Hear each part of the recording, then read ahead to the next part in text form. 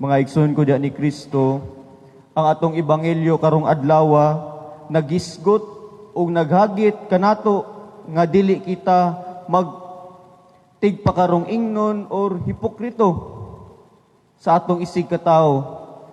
Kay nasayod og naglantaw ang atong Dios Amahan sa atong kasing-kasing nga tuwa sa langit. Kumuhatag or mutabang kita, no, na diri sa atong ebanghelyo, kumutabang kita sa mga kabos or nanginahanglan, ayaw ipasigarbo sama sa mga hambugiro. Dili magpasikat, no, dili magpapimo sa Facebook. Kumutabang kita. No, do not use generosity for vanity. If you want to help, don't advertise for one's appearance, but para sa kaayuhan sa imong gitabangan. No, tabang-tabang ka, pero naday kay hidden motive or hidden agenda behind niya na. And it's very common today, mga igsoon, no, nasayod kita. Kung ingana kita, no, dili angay kita natawagon nga matinabangon apan tigpakarong nun. Ikaduha, no, kung magampo kita, dili kita magpailaw o mapasigarbo nga matarong kayo kita that we are so righteous compared to others. No, may nampuon, Diyos nun, hinimba kaayo kita.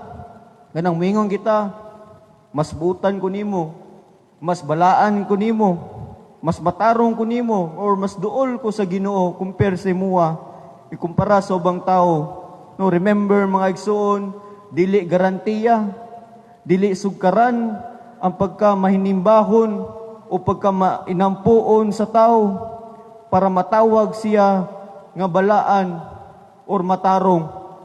Yes, kabulo ko nga mo-reflect ang atong kamaayo, atong pagtuo, atong paghigugma sa Dios diya sa atong pagkahinampuon o pagkahinambahon.